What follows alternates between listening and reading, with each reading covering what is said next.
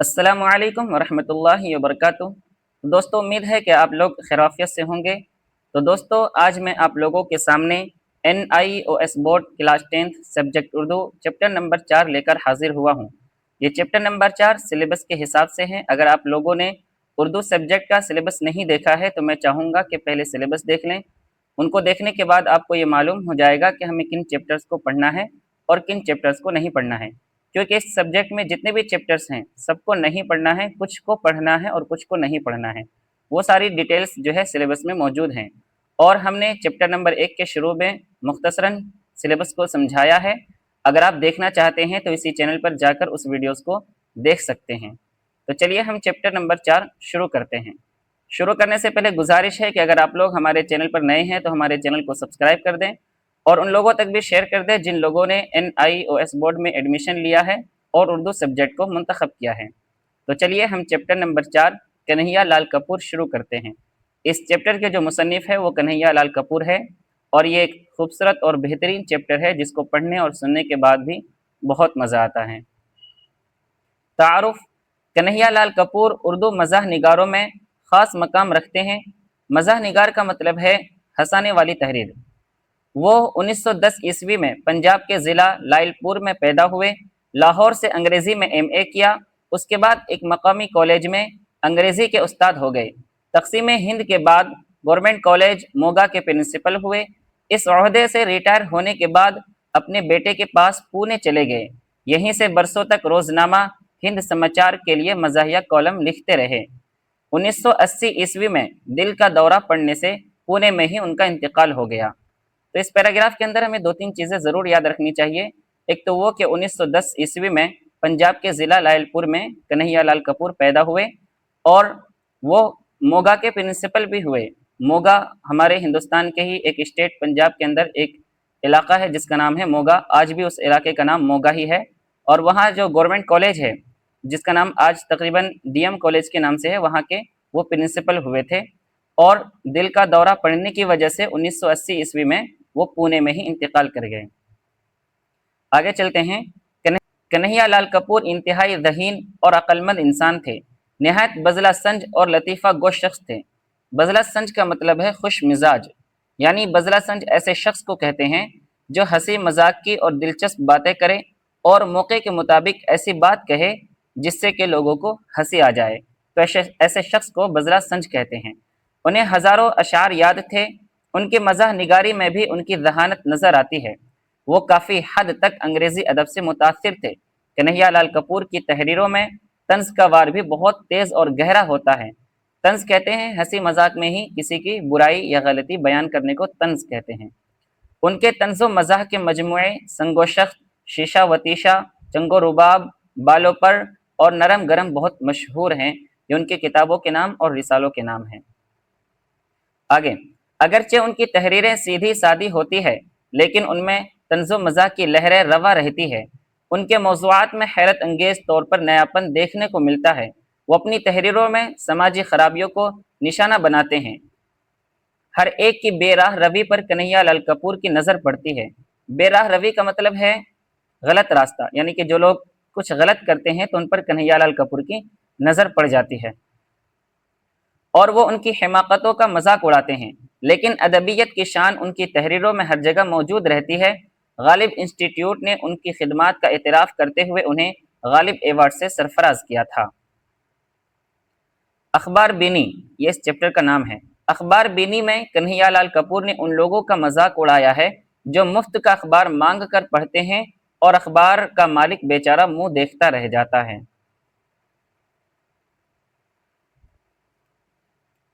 आप क्या सीखेंगे? इस सबक को पढ़ने के बाद सबक में आए नए अल्फाज और मुहावरों के माने समझकर उन्हें जुमलों में इस्तेमाल कर सकेंगे। तंज़िया और मज़ाहिया मजमून के अंदाज और उसलूब के बारे में जान लेंगे। उसलूब के माने है तरीक़ा, यानी कि तंज़िया और मज़ाहिया मजमून किस अंदाज का होता है उसके बारे में आप जान लेंगे। तंज़िया जुमलों को समझ लेंगे, मज़ाहिया जुमलों से लुत्फ़ उठाएंगे। कन्हैया लाल कपूर के तर्ज तहरीर को अपने अल्फाज में बयान करने के काबिल हो जाएंगे। यानी कि इन चैप्टर को पढ़ने के बाद में जो कन्हैया लाल कपूर का लिखने का तरीका है वो सारी चीज़ें आप बोलने में लिखने में इस्तेमाल करने के काबिल हो जाएंगे।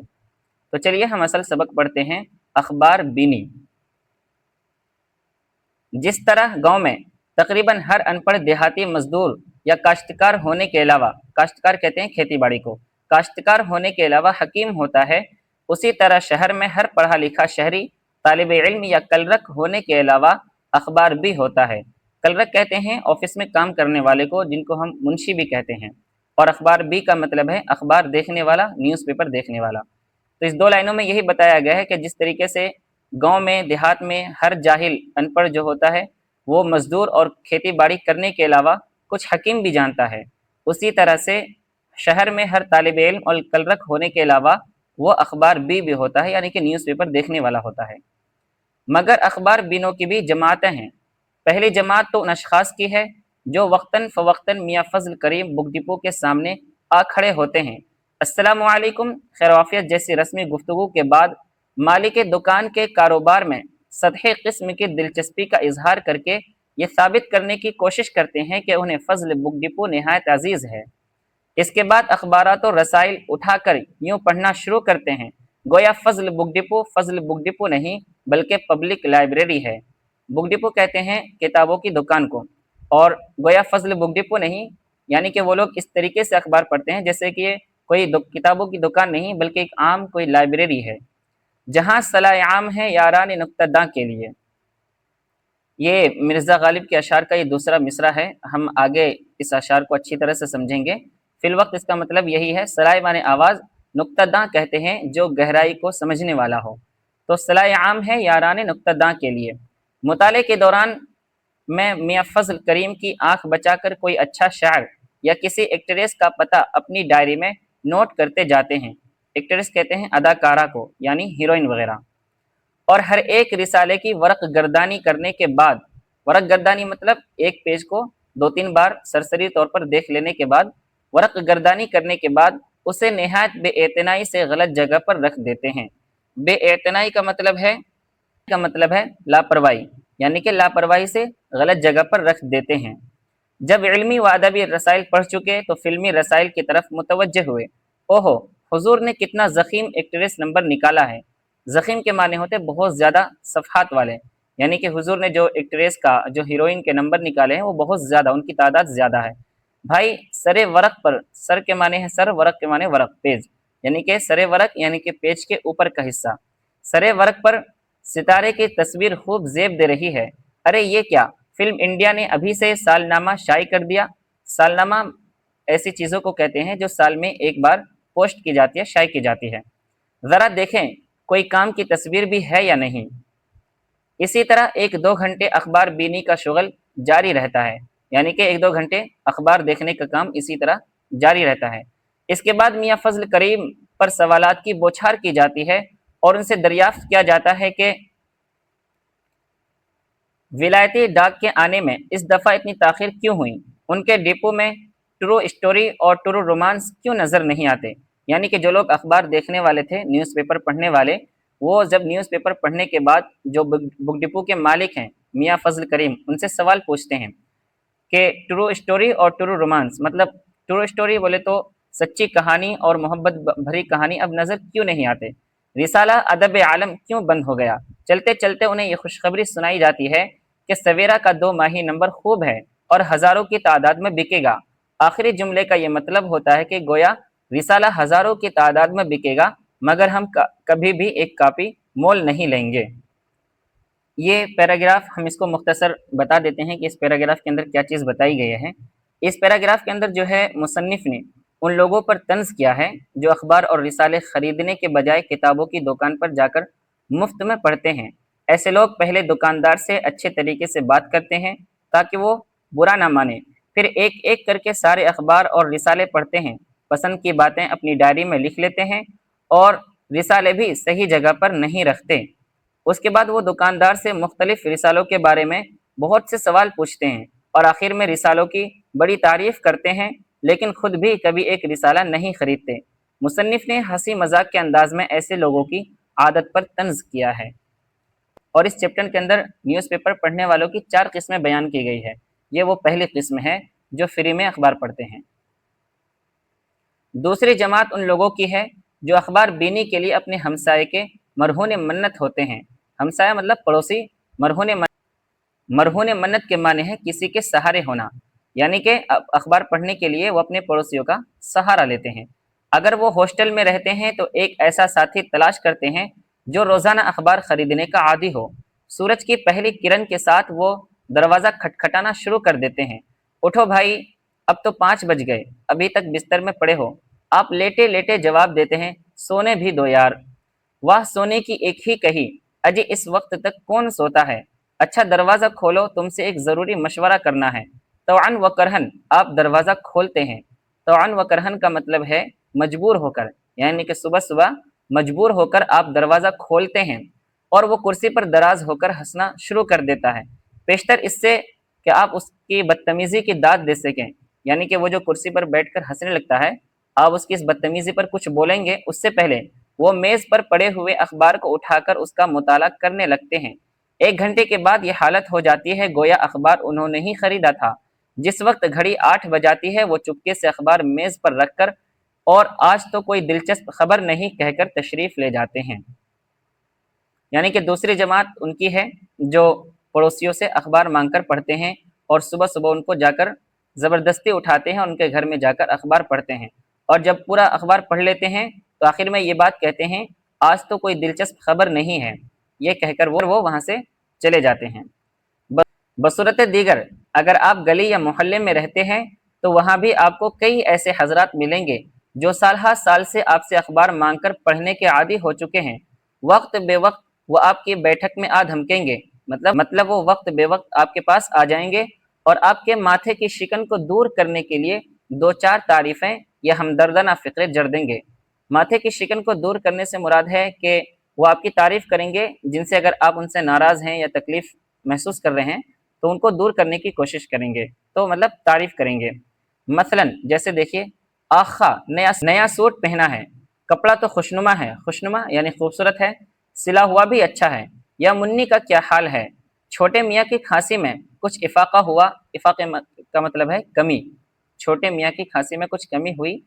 آپ ان باتوں کا اصلی مقصد اچھی طرح سمجھتے ہیں، اس لیے آپ پر ان کا کوئی اثر نہیں ہوتا اور ہونا بھی نہیں چاہیے، مگر کیا کیا جائے کہ 20ویں صدی ہے اور جو بات دل میں ہو وہ زبان پر نہیں لائی جا سکتی، ورنہ آپ ان سے کہہ سکتے ہیں اجی منی مرے یا بچے آپ کی بلا سے۔